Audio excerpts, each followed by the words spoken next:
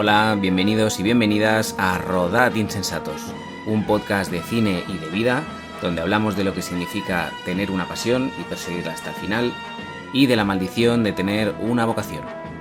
Un podcast lleno de verdad, lo contrario que en el cine, donde todo es mentira. Bienvenidos y bienvenidas a Rodad Insensatos.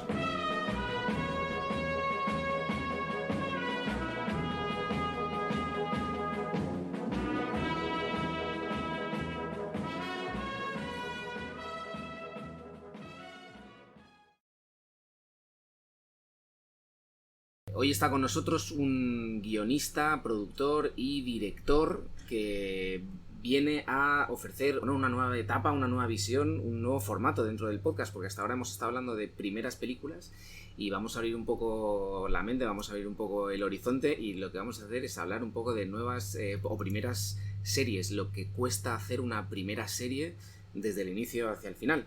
Hoy en día que está tan de moda la ficción televisiva, y quién mejor que el creador de la serie Parot, Luis Murillo. Bienvenido. Hola, ¿qué tal? ¿Cómo estás? Muy bien, encantados de tenerte aquí con nosotros, eso, para que nos desgranes un poquito y nos expliques tu experiencia a la hora de qué se necesita y qué significa crear una serie de cero. Porque, mira, fíjate, ya para arrancar, normalmente yo siempre arranco diciendo, para poner en contexto, ¿sabes? Diciendo, por ejemplo, si la serie es de 2020, ¿no? Pues ¿quién es Luis Murillo en 2020? Pero es que en tu caso ya no es 2020, es cuando arrancó fue en 2012, ¿no? Creo que dijiste una vez. Por ahí puede ser. Sí, en 2013. 2013.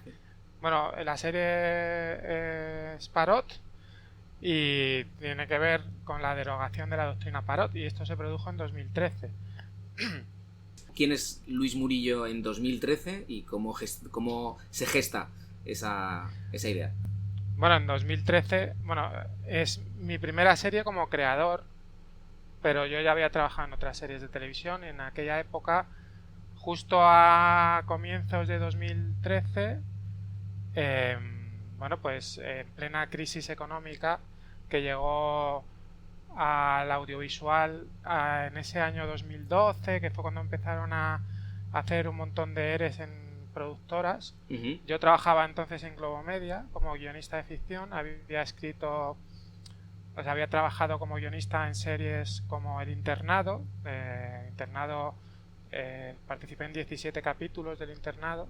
Vale, entonces perdóname Luis, antes de continuar, entonces para poner esto un poquito de contexto, tú en 2013 o 2012, tú ya eres guionista profesional. Sí, vale. Sí. O sea, tú ya vives de lo que es el guión y de lo que es la ficción en España. Sí. Vale. Yo empecé a trabajar como guionista en televisión en el año 2002.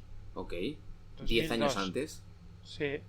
Lo que pasa es que había trabajado empecé a trabajar como redactor en un programa de televisión en Canal Sur. Yo soy licenciado en periodismo, antes había trabajado en otros medios de comunicación, también había sido becario de informativos, por ejemplo, en Antena 3. Uh-huh. Entonces yo empecé a trabajar después en 2002 como redactor en un programa de televisión, de ahí pasé a ser guionista y había trabajado en varios programas y luego en varias series. Luego, eso fue mi primera experiencia como guionista en televisión, fue en Canal Sur. Okay. Y yo regresé a Madrid en 2004, o sea, fueron 2 años, y ahí empecé a trabajar en una productora ya como guionista de ficción, a través de una prueba de guión que hice para entrar en la productora, que se llamaba Ida y Vuelta, pero que era una, digamos, productora que pertenecía a Boomerang, que Boomerang sigue existiendo, es una de las productoras más importantes. Y yo entré ahí a trabajar como guionista para un proyecto que nunca llegó a hacerse realidad. Y luego estuve trabajando como guionista en otra serie que se llamaba Génesis en la mente del asesino, que fue cuando empezó 4, una de las primeras series que se hicieron en 4, cuando 4 pertenecía a Prisa. ¿No? Al grupo Prisa, es verdad. Al grupo Prisa, sí. Y ahí trabajé 2 o 3 años en esa productora y luego posteriormente pasé al Internado, que era en Globomedia. Vale, y entonces ahí es cuando ya entramos en esa época, que está cerca del 2012, ahí en Sí. Globo Media. Claro, yo en Globo Media estuve 5 años. Ok. Y llegué a tener contrato indefinido, cosa Hostia. que era muy complicada como guionista en aquella época. Hoy en día ya no se sabe ni lo que es eso, pero en aquella época ya era complicado. Pues o sea, yo empecé con contratos por obra, pero luego la serie se fue prolongando. Y en aquella época hubo un famoso inspector, del cual ahora no recuerdo el nombre, inspector de trabajo, que fue visitando varias productoras y a los guionistas que llevaban ininterrumpidamente más de 3 años trabajando en la misma productora les tuvieron que hacer contrato fijo. Hostia. Claro. Entonces yo llegué a tener un contrato fijo y trabajé en otra serie que se llamaba también Luna, el misterio de Calenda, en otros muchos proyectos de estos que se sabe, que lo que pasa es que a mí me pagaban. Son proyectos que nunca llegaron a hacerse. Claro. Pero bueno, eras un guionista contratado como si fueras un miembro del equipo de la productora, vamos. Eso es. ¿Y entonces cómo llegas a Parot? ¿Cómo surge Parot? Claro, entonces en enero de 2013 a mí me echan, o sea, salió echaron a mucha gente en Globo Media. Globo Media entró en una crisis brutal que al final acabó comprando la Media Pro. Uh-huh. Pero justo antes de eso echaron fueron reduciendo plantilla y yo salí en una de esas etapas. Y entonces yo pensé que quería hacer un proyecto mío, porque hasta entonces había trabajado en proyectos creados por otros. Y bueno, pues empecé a desarrollar ideas. Una de ellas fue Parot. Siempre digo que no hay que apostar todo a a una sola idea o a un solo proyecto, igual que a un solo guión de película. Si quieres ser director de cine, sí que hay que dedicarle tiempo, no puedes estar haciéndolo de manera superficial, pero sí que bueno, pues trabajas en un proyecto el tiempo que necesite el proyecto y luego sin parar, mientras lo mueves, tienes que seguir trabajando en otro proyecto. Y entonces pues yo empecé a trabajar en Parot a raíz de la noticia de la derogación de la doctrina Parot.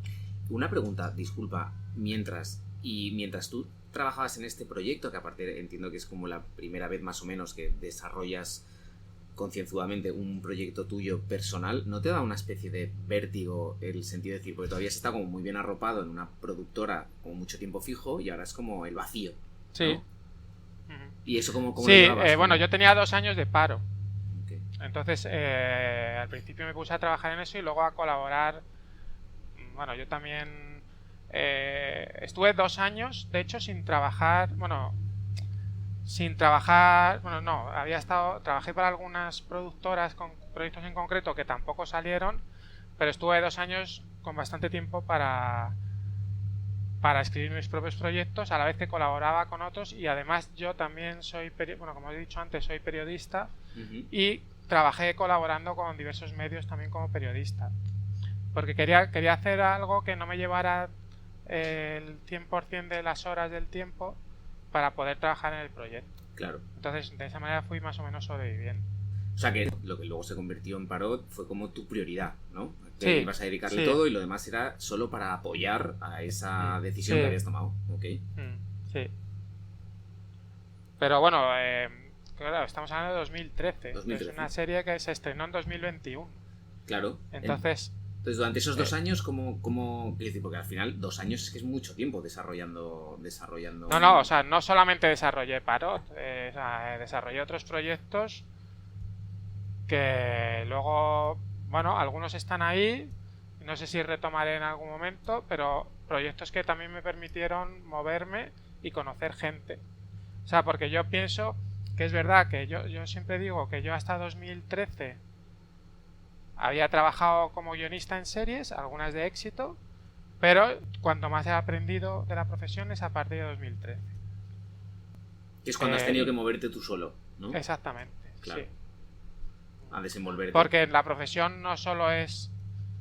O sea, sí, hay gente hay gente que entra a trabajar en una serie diaria de dialoguista.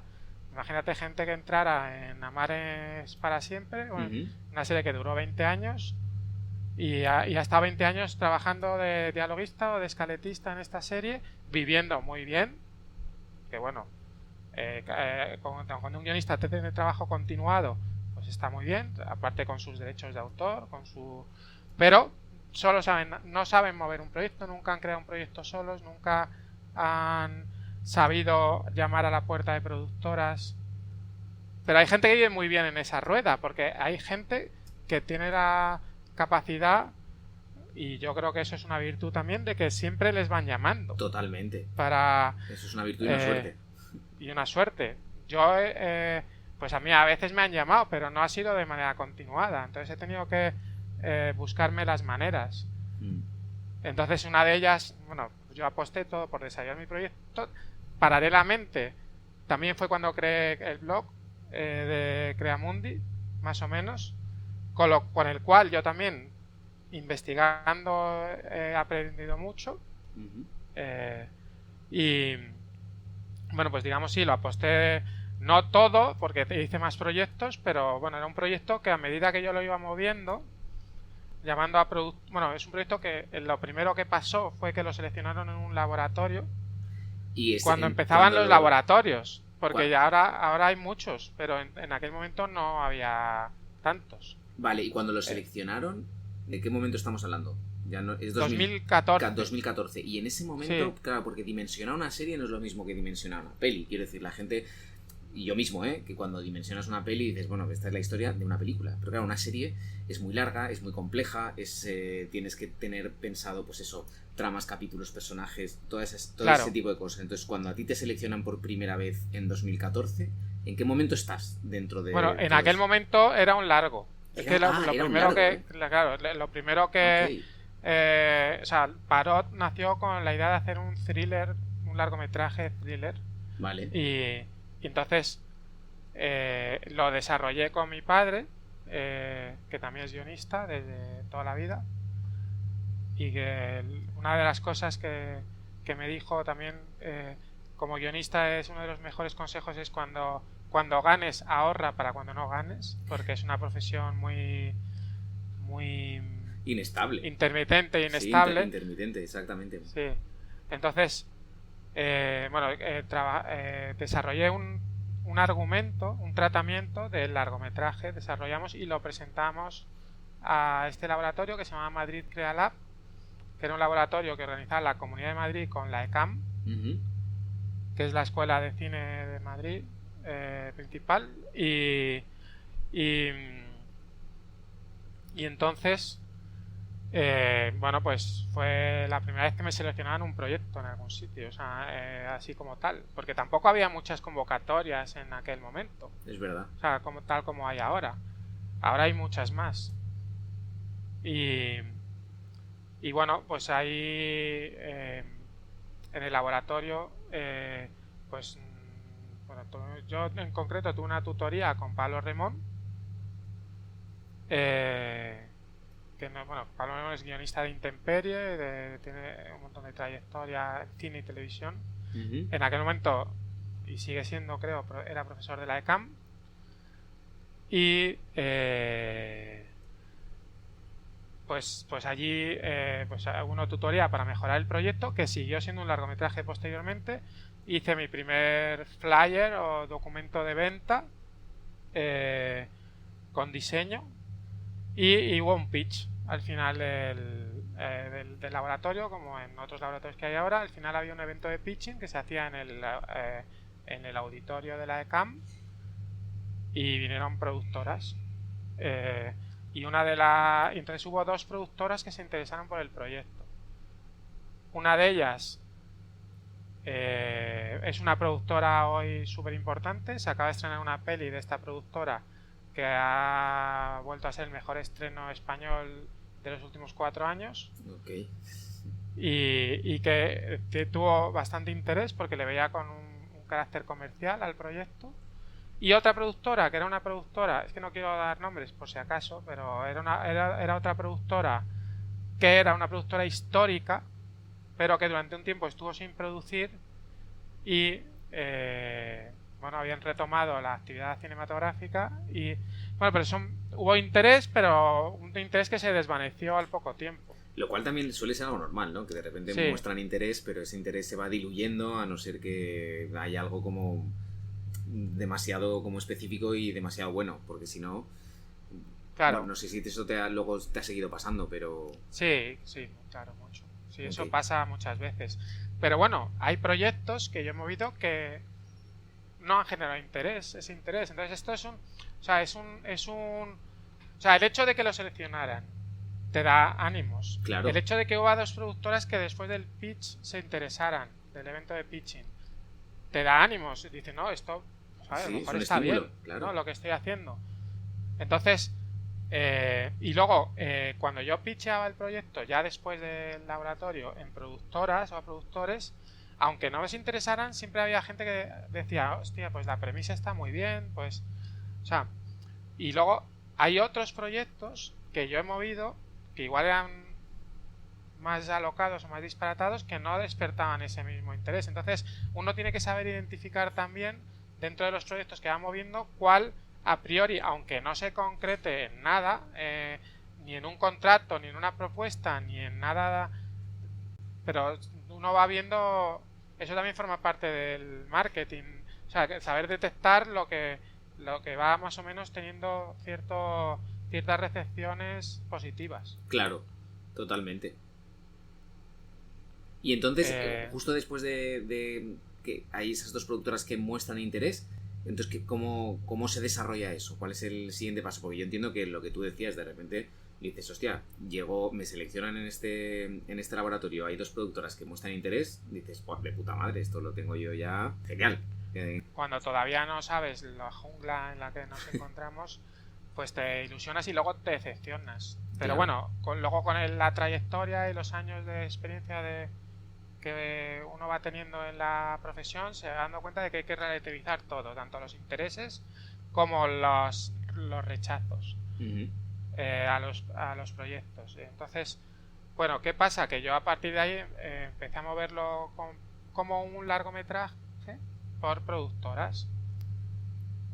Y una de ellas se interesó pero dijo que lo veía como una miniserie de una temporada de 8 capítulos, o sea, bueno, no había capítulos en concreto, pero como una miniserie de una temporada y este productor dijo, mira, soy amigo de la persona encargada de las miniseries en Mediaset, Uh-huh. entonces voy a tantear si podrían estar interesados en esto, porque este fin de semana tengo voy a una casa rural porque estamos en un grupo de amigos y tal, y le puedo comentar así por encima a ver cómo lo ve, y si es así, pues yo invierto para desarrollar una serie. ¿Qué pasa? Que se fueron a la casa rural y, bueno, como tantas cosas, tantas veces dicen, o a mí me dijeron en su momento, le dijeron que en ese momento tenían varios thrillers y que no querían buscar thrillers. Entonces, bueno, pues... Hombre, es que si no te digo sé. una cosa, si te hubieran ya dicho que sí, también en esa primera, hubiera sido como Sí, demasiado bonito, ¿no? También. sí. Y entonces pues me dijo, o sea, entonces se desentendió porque él quería hacer una serie para este canal, porque era su apuesta y bueno, quizá, a ver, como fue un tanteo informal, no sé si se quemaba el proyecto, quizá también fue un frente por mi parte decirle sin firmar nada, habla con este canal, aunque fuera de manera informal. Pero bueno, en aquel momento lo hice así Y ya está. y ya está. Entonces, lo que pasa es que yo me quedé con la copla de la serie y pensé que tenía razón, que se podía convertir en una serie. Y entonces desarrollamos el proyecto como serie. Entonces, cuando Y lo desarrolláis como series por iniciativa propia, ¿eh? O sea, tú, sí, quiero decir, por tu padre y tú. iniciativa propia. Vale. Sí, eso es. Entonces, hicimos un dossier de venta como una mini biblia de la serie. Vale. Y a partir de ahí empezamos a moverlo en serie. Fue cuando ya empecé yo a moverme también por... O sea, estamos hablando, claro... ¿Seguimos en 2014? No. Esto ya es 2015. 2015, vale. Sí. O sea, ya han pasado 2 años. 2 años, sí. Hostia. Y entre medias, o 2015 o 2016, quizá 2016... 2015-2016 y entre medias yo había escrito varios libros para una editorial y les propuse pasé el argumento de la película y les dije, oye, ¿creéis que esto se podría convertir en una novela? Parot, la doctrina Parot sonaba a ETA de alguna manera, aunque luego los que hayan visto la serie, ese tema no se trata de manera colateral. Al principio se trataba más, luego se trató de manera más colateral. Y bueno, pues yo lo propuse a la editorial y me dijeron que es que el tema de ETA, que no funcionaba en las novelas, que nadie quería leer sobre ese asunto, que se iba a publicar una novela que se llamaba Patria, que no iba a funcionar. Ah, exacto, que no iba a funcionar. Sí. Y fijaos en lo que se convirtió Patria luego, un éxito de ventas. No digo que la mía lo hubiera sido, porque pero nunca se sabe tampoco, maravillosamente escrita esa novela, Patria. Pero luego éxito de ventas, adaptación a serie, premios platino, en fin. Y ETA no... Pero esto demuestra, o sea, y no digo, por supuesto, la persona que me lo dijo era una persona con mucha experiencia en la industria editorial. O sea, y no es que no conociera el mercado, es que nadie sabe prever nunca. Y también los momentos son cuando uno llega, ¿no? Claro. O sea, el momento de hablar de ETA a lo mejor era en ese momento y no antes. Y después pues ya se había pasado el momento, porque igual ya está saturado el mercado siguen haciendo películas de ETA, pero en aquel momento todavía era un tema tabú. Es verdad. Ahora ha pasado el tiempo suficiente, ¿no?, para ver las cosas con perspectiva. Es lo mismo que ahora estamos en un momento dado yo moví algún proyecto relacionado con la pandemia y nadie quiere cosas de la pandemia porque está como demasiado cercano. Igual de aquí a 10 años se puede retomar ese asunto. Sí, eso es verdad, quién sabe. O de aquí de repente un año alguien saca algo que está relacionado de alguna manera y eso en concreto pues lo peta. Pero como tú dices, es que tampoco se sabe. Es que nadie sabe lo que va a funcionar y lo que no va a funcionar. O sea, podemos tener intuiciones en base a la experiencia, o cada uno, los ejecutivos tienen intuiciones en base a ciertas cosas que a veces se toman como dogmas, pero que luego llega un proyecto que cambia todos los dogmas o que va contra todos los dogmas y funciona. Y aparte, ¿no te pasa que es un éxito? ¿Y no te pasa también como guionista que de repente hay como una especie de psicosis de decir, pues relacionado con lo que decías, ahora yo que sé, se lleva pues X, yo que sé, mira, el intento de atentado de Trump, ahora quieren contenido sobre el atentado a un presidente, entonces como que te pones como loco a hacerlo, pero claro, eso lleva un tiempo. Cuando tú lo puedes entregar o lo puedes enseñar de aquí 6 meses, te dicen, no, pues que esto ya ha pasado de moda, ahora lo que se lleva es otra cosa, y dices, bueno, ya, claro, pero entonces siempre estás como un paso por detrás. O sea, eso es verdad, que yo, el briefing que te dan, por ejemplo, yo cuando he presentado cosas a plataformas, es no, ahora queremos esto, ahora esto no, ahora esto tal, pero no puedes trabajar en base al briefing porque a los 6-7 meses puede haber cambiado. Claro. O sea, lo que tiene que pasar es que coincida que tú tienes algo que responde al briefing en ese momento. En ese momento, claro. Y no tiene que ser el proyecto que le presentas, igual le dices no, y te dicen no, pues queremos esto, y coño, coincide con lo que tú tienes. Pero es que es un trabajo de ellos también, de las personas ejecutivas, es un trabajo que tienen que hacer de anticipar lo que va a interesar al público dentro de 2 años, porque el proyecto o sea, las series, desde que se empieza a trabajar en ellas, me estoy hablando de las plataformas, no digo ya los autores, desde que las plataformas empiezan a trabajar y a co-desarrollar las series hasta que se estrenan, claro, pasan 2 años, mínimo. Claro. Hostia, es verdad. Vuelvo para atrás, nos hemos quedado en la editorial, novela, te dicen que no, porque ETA no interesa y te sale Patria, ¿no? Sí, y entonces luego pasó lo de la productora que propuso convertirlo en serie, pero que no quiso entrar porque no querían thrillers. Esta persona que conocían había dicho que no querían thrillers y solamente era su única bala en ese momento. Entonces yo retomo, me quedo con la copla, le digo a mi padre, papá, vamos a desarrollar esto en serie. Vale. Hacemos el dossier y empecé a moverlo por productoras. Y también en aquel momento empezaba Movistar. Entonces, o sea, claro, fue el nacimiento de Movistar con lo de las primeras series. Sí, ok. Sí, y entonces hubo una persona con la que yo había trabajado en Globo Media tenía el contacto de la persona que en ese momento recibía los proyectos. Y entonces, gracias a eso, y dice, no, estamos buscando proyectos, pero buscamos proyectos que nos vengan de los guionistas, no de los creadores, no de las productoras. Que era algo insólito. Te iba a decir, porque esto no pasa hoy en día. Sí. Y entonces, pues conseguí una reunión con Movistar, que la reunión... Bueno, yo antes había conseguido una reunión con Movistar que no era en el edificio que tiene Movistar ahora, sino en el edificio de Telefónica tradicional.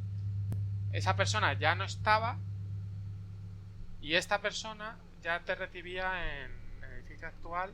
Entonces tuve la reunión con esa persona y con su ayudante en ese momento. Bueno, pues la reunión fue bastante... que esto es una cosa que también debe saber la gente, que una reunión que parece que ha ido mal por la actitud de la persona no significa que luego no tengan interés, ni al revés. Ni al revés, que haya ido bien. Que haya ido bien y tengas la sensación de que les ha gustado, luego igual nunca te vuelven a llamar. Pues esta vez yo tenía mala sensación porque fue una persona relativamente borde. Ya.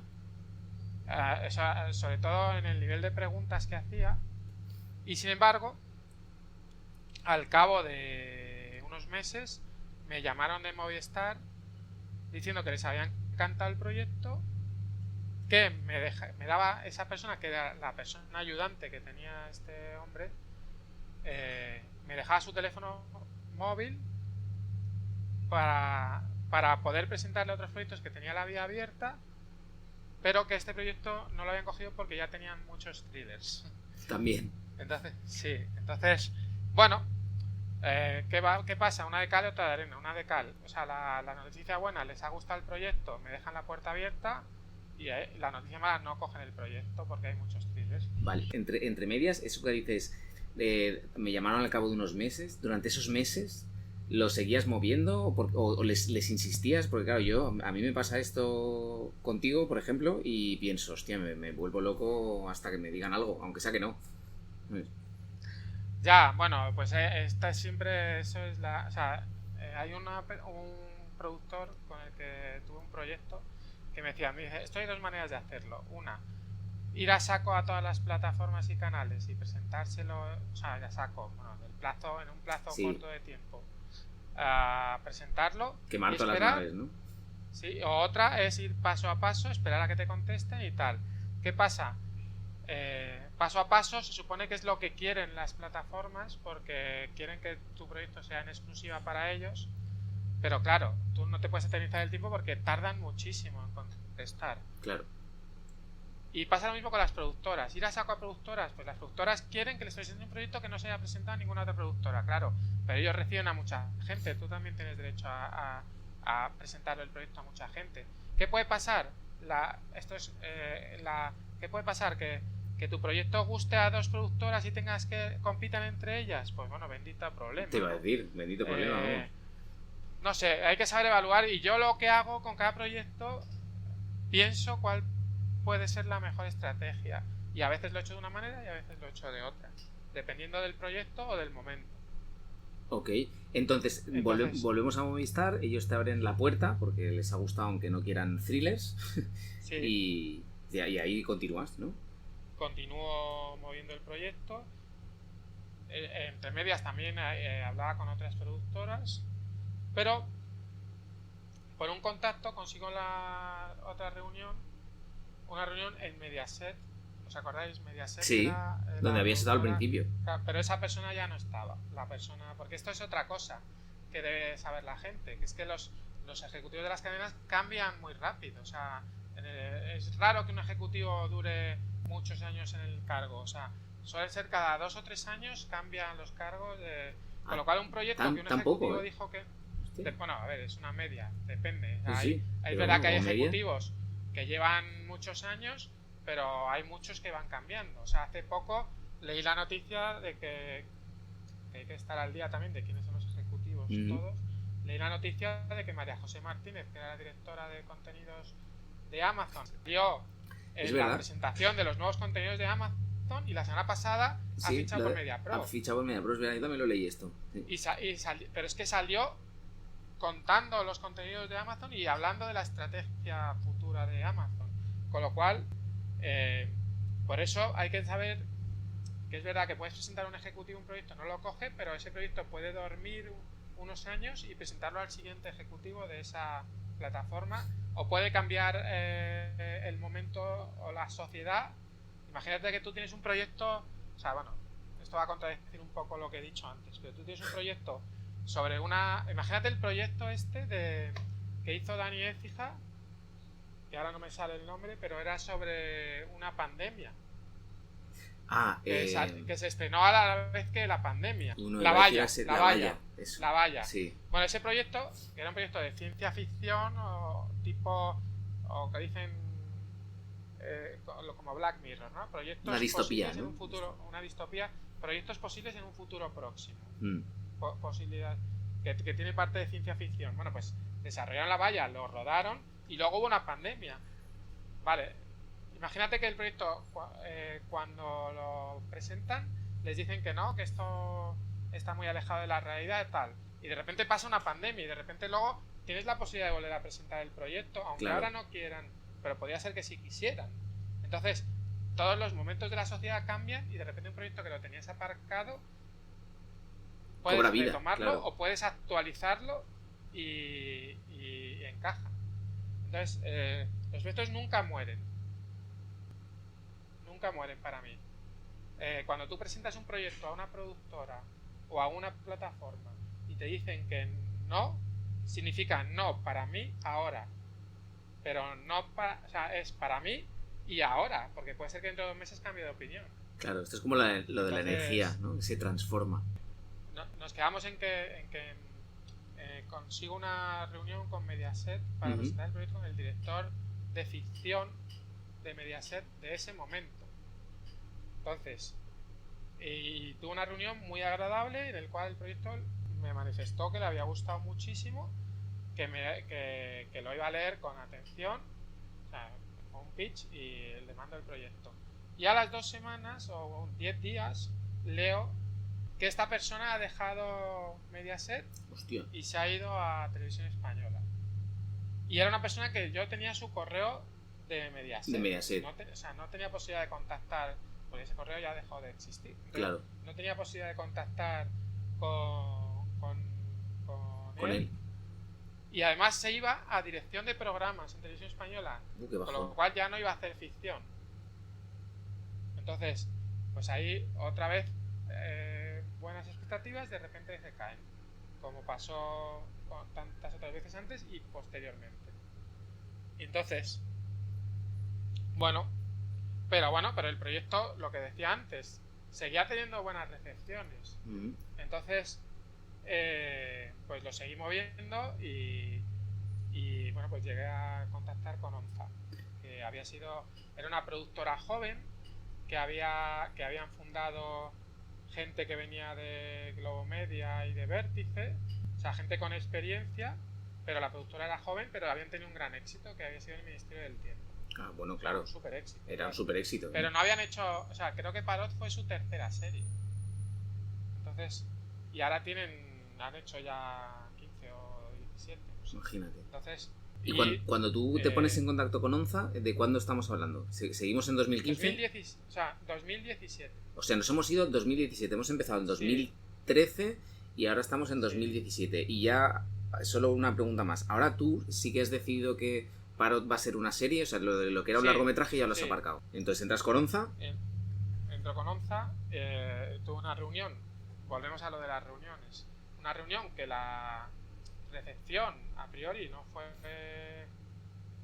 muy cálida, muy entusiasta, pero eso sería en mayo, junio del 2017, y en septiembre, me acuerdo perfectamente porque yo estaba en el Festival de San Sebastián, que había ido a mover otros proyectos de largos, más cosas que he tenido que han tenido interés, pero de momento no se han hecho, y estando allí me llaman de la productora que quieren tener una reunión conmigo, que les interesa el proyecto. O sea, entonces vuelvo, tengo una reunión en octubre del 17 y dicen que están muy interesados en el proyecto, pero que quieren un guionista famoso o con más trayectoria a nivel de showrunner, digamos, en el mercado, porque es un valor de venta también para ir a las plataformas, ¿no? Ok. Entonces, bueno, pues, y que tienen que pensar quién debe ser esa persona. Entonces, en noviembre, casi diciembre del 17, esa persona, claro, ellos tenían la experiencia del Ministerio del Tiempo, y esa persona que pensaron era Javier Olivares. Entonces, Javier Olivares, que fue creador del Ministerio del Tiempo, tuvimos una reunión con él, nos pasó ciertas notas sobre el proyecto, y al final de la reunión ya estábamos hablando de cómo íbamos a trabajar en común. Dice, bueno, yo os he pasado estas notas, esto estamos hablando de, sería el 16-17 de diciembre del 17. Dice, bueno, aún así yo no confirmo que vaya a estar en, o sea, todavía no he dado el sí para estar en el proyecto. Ok. Y en esas navidades vuelvo a enterarme por la prensa de que Javier Olivares ha firmado como se ha firmado en exclusividad con MediaPro. Hostia. Con lo cual se para el proyecto porque Javier Olivares no iba a entrar. Y en Onza querían ir con un baluarte tal. 3 meses después, marzo del 18, se ponen en contacto de nuevo conmigo y otro guionista que había partido en el Ministerio del Tiempo, que era pues un guionista que ahora está en estructura en Onza, pues y empezamos a trabajar juntos en el proyecto. En el 18 a mí me seleccionan otro proyecto de esos que todavía no se ha hecho, me seleccionaron para participar en un pitching, y ahí es el primer, ya de la mano, ya hemos trabajado en el proyecto, hemos hecho un desarrollo nuevo teniendo en cuenta las notas que nos habían dado en este proceso, y la serie ya se parecía mucho a lo que fue en realidad, y empezaron a tener reuniones con plataformas para mover el proyecto. De nuevo fueron a Movistar, pero ya les dijeron que conocían el proyecto, que les había gustado, pero que no lo querían. De nuevo se fue a Netflix. Yo estando allí tuve una reunión con el que entonces era director de ficción, de series de ficción de Televisión Española, Okay. en la que por primera vez le presento el proyecto con connivencia con la productora, y les mandamos el proyecto a Televisión Española. Y bueno, o sea, la primera vez que en Conecta Fiction el proyecto sufría un avance, o sea, tenía un avance que era esta primera vez que se contactó con Televisión Española. Ok, ¿y les gustó? Pasa un año. Un año, ¿eh? Un año. Pasa un año en el que el proyecto se presentó, o sea, la vía de Televisión Española no contestaban, entonces se quedaba muerta. El proyecto se presentó a diferentes plataformas privadas, o sea, canales privados y tal, donde había interés pero no terminaba de desarrollarse, y al cabo de un año contesta Televisión Española que quieren leer un piloto. Hostia. Entonces, perdona, en este proceso se había conseguido Amazon, pero como exclusive. Ajá. No como original. No sé si la gente conoce la diferencia entre un exclusive y un original. Un original es cuando la plataforma paga todo, o sea, como los de Netflix, y un exclusive es en Amazon, esa denominación es solo de Amazon, pero que se puede atribuir a otras plataformas, lo que significa en realidad que es que pagan una parte como derechos de emisión, pero claro, no pagan todo, hay que completar el resto de la financiación. Vale. Entonces,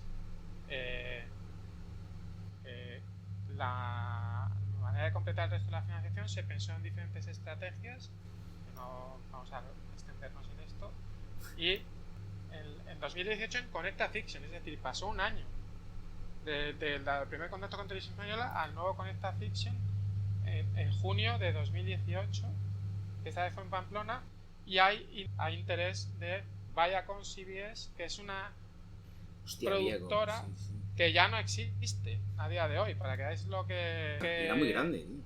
Sí, era muy tocha, era mucha inversión, y existe, y ya existe solo en Argentina, pero su división española y todo esto ya no existe, que pertenecía a Paramount. Exacto, a Paramount. Bueno, pues esa productora entra en el proyecto, lo cual garantizaba una financiación, porque también tenían plataforma, que era Paramount Plus en Latinoamérica y tal. Y faltaba una pata, que queríamos que fuera Televisión Española, que contestaron, pues eso, más o menos en esa época o sea, a principios del verano de 2018, que querían un guión piloto. Entonces escribimos el piloto entre los 3 que estábamos en ese momento, y el piloto, que a nosotros nos gustaba mucho, en Televisión Española no terminó de encajar porque yo creo a día de hoy que fue porque había demasiado tema de terrorismo. Vale. Entonces, bueno, pues entró Pilar Nadal, entró en el proyecto, y entonces ella iba a ser la showrunner porque era una persona con experiencia en ese cargo y con buen nombre en Televisión Española. Se hizo una nueva versión, hicimos una nueva versión, centrándonos más en otros aspectos de la doctrina Parot, no tan vinculados al terrorismo. Y bueno, pues el proyecto se presentó, tardaron en contestar, nos metemos ya en el 20. Estábamos esperando a que contestaran de Televisión Española, que era la tercera pata que faltaba, y en esto, cuando parece que van a entrar, pues llega la pandemia. Un momento, vamos a recapitular porque aquí hay mucha chicha y me parece súper interesante. Yo tengo un par de preguntas. La primera, cuando cobra como más impulso es a partir de 2017, pero a la vez me da la sensación de que es un impulso pero que es como demasiado débil porque no se acaba de concretar, estáis como pendientes de eso. Entonces, tú, a nivel tuyo propio, ¿cómo gestionas eso? Decir, hostia, yo llevo desde el 2012 con esto, parece que sí, pero no. Y encima, bueno, van entrando y saliendo gente, pues eso, como no sé si son showrunners o gente que está a cargo del desarrollo. ¿Tú en ningún momento pensabas, dejarme hacerlo a mí? Que este es mi proyecto, esta es mi serie. ¿Sí? Todo el rato. ¿Y nunca viste ahí la ventana, la oportunidad de decir, dejadme a mí? Pues no. Ahí sigo tratando de desarrollar otras series, pero... O sea, es una serie de la que me hubiera gustado al final tener más control creativo del que tuve, porque era mi proyecto, básicamente. Claro, eso es como tu niño. Pero bueno, en algún momento alguien me dijo que prefieres tener el 100% de una serie que no se hace a tener un porcentaje de una serie que se hace. Pues al final prefieres un porcentaje de una serie que se hace. O sea, eso te lo dijeron, de otra manera nunca hubiera salido. Ya. Pienso que tiene que ser como muy difícil porque como llevas tanto con esa serie, llevas tanto con ese proyecto y lo has hecho tú y nadie lo conoce más que tú, ver como que no acaba de salir y que no te dejan, no es que no te dejen, pero que van poniendo gente, piensas, hostia, tiene que ser un poco frustrante, creo. A mí, por lo menos... pero esto le habrá pasado a muchos guionistas porque es el día a día de la... Claro. De la industria. En el fondo, muchas veces los productores o las productoras les puede gustar un proyecto, pero también ellos piensan en el marketing para poder vender su proyecto y tener al creador del Ministerio del Tiempo o tener a la showrunner en este caso de Águila Roja, más allá de por su pericia guionística, que es indudable, es un elemento de marketing para poder vender el proyecto. Ya. O sea, es como cuando tienes es como tener un proyecto en el que está Penélope Cruz. Entonces, tú has conseguido a Penélope Cruz, pues eso, hay más garantías de que se venda que si tienes a otra actriz de una serie diaria. Pero, también a nivel de venta con las plataformas y las cadenas, el director, la persona que va a dirigir, la persona que va a producir, que va a escribir, necesitan ciertas garantías que los da el nombre. Entonces, sí, totalmente, es un elemento de marketing. Totalmente, también. Pero a ti no te pasa, por ejemplo, pienso yo, que de repente cuando estás desarrollando, estáis escribiendo ese piloto, que a lo mejor la historia la están llevando hacia un sitio donde a ti no te acaba de gustar, o piensas, hostia, yo no quería ir por aquí. Bueno, para mí... Bueno, a ver, me pasa con otras historias que he hecho. por ejemplo, como te comentaba antes, fuera de antena o de micro, fuera del micro, o sea, yo acabo de dirigir un corto, que es ya mi 7º corto, en el cual he tenido el control absoluto de todo. Y aún así yo veo el corto ahora y veo cosas que le cambiaría. Entonces, es un corto que está teniendo cierta repercusión, más o menos. Pero, pues claro, veo la serie y hay cosas que cambiaría. O sea, y cosas que en su momento hubiera hecho de otra manera. Pero al final, o sea, al final es que es un trabajo en equipo y en esta ocasión no tuve el control absoluto. Espero que en la siguiente sea así o no, o habrá algunas veces que sí, en otras.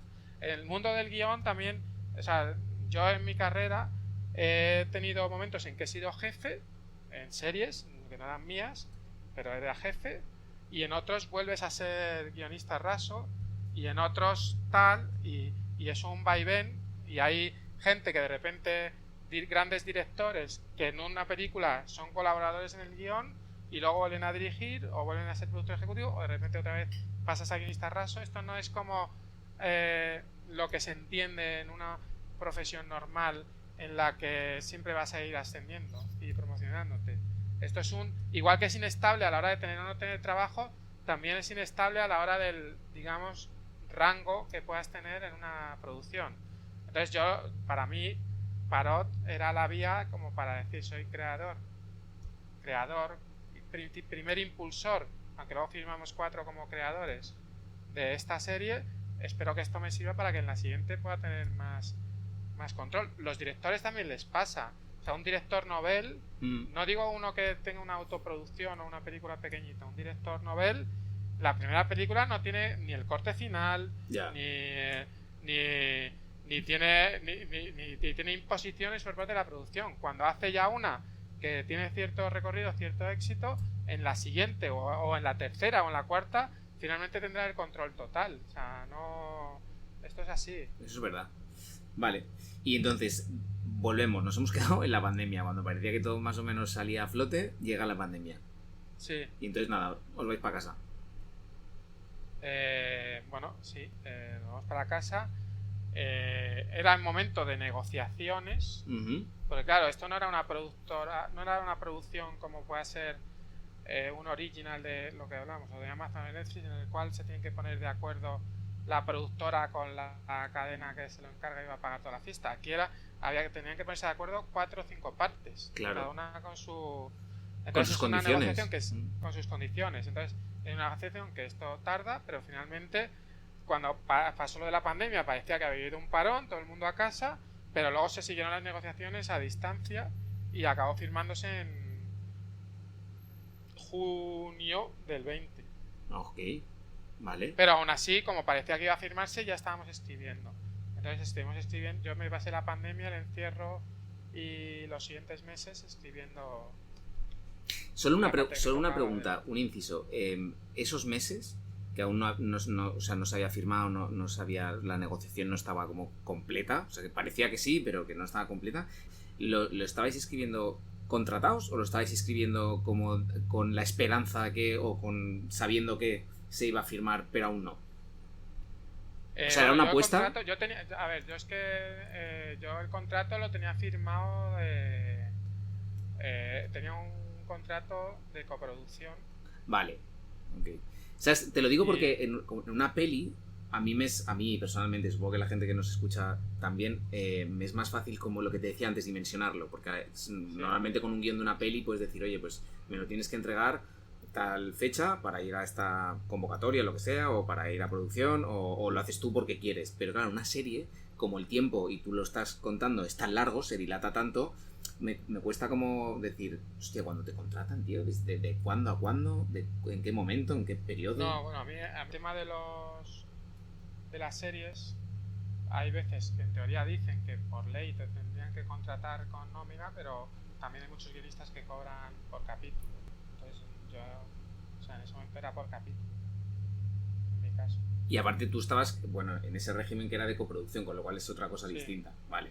O sea, tú estáis escribiendo en el confinamiento, mientras pasa todo esto, mientras la negociación, entonces se firma y entonces ya lo tenéis, lo que tú decías antes, de repente ya... Bueno, no, pero no estaba escrito todo. O sea, no estaba escrito todo.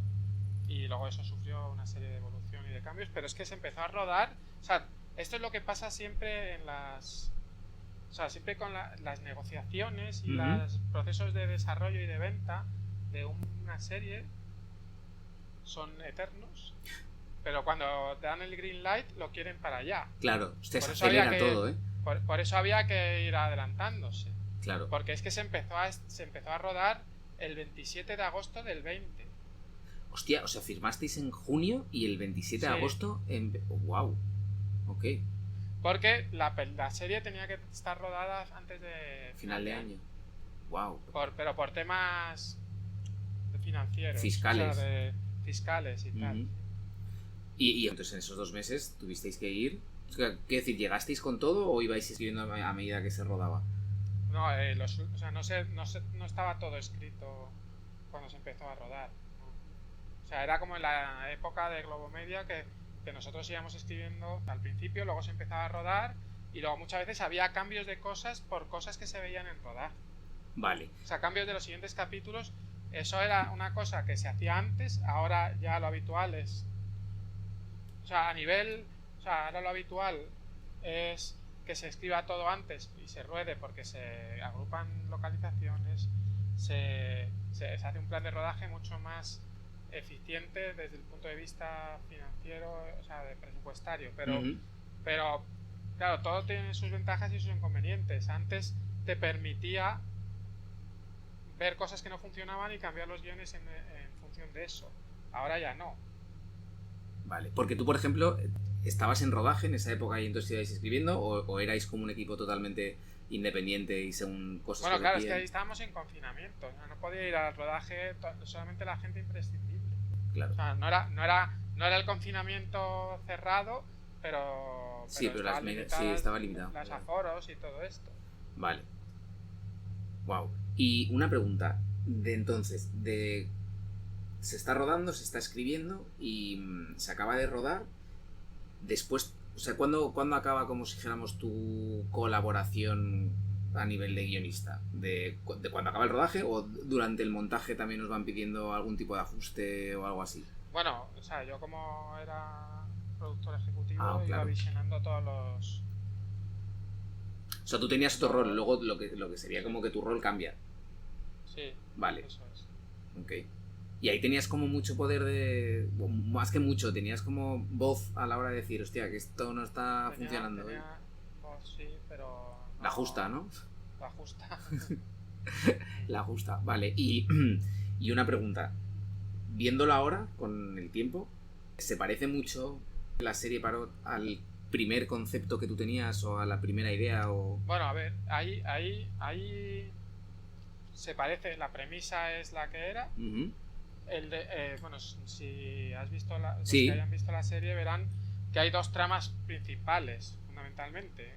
Una es la investigación de quién es el asesino, digamos, y otra es en la que se juega al misterio, y otra es la trama de venganza, de alguna manera, de uno de los excarcelados en contra de la policía que está investigando el otro, o sea, quién es el asesino, porque él la había violado y por su culpa había ingresado en prisión, porque ella le había identificado. Entonces, claro, en una trama se juega al suspense porque el espectador sabía más que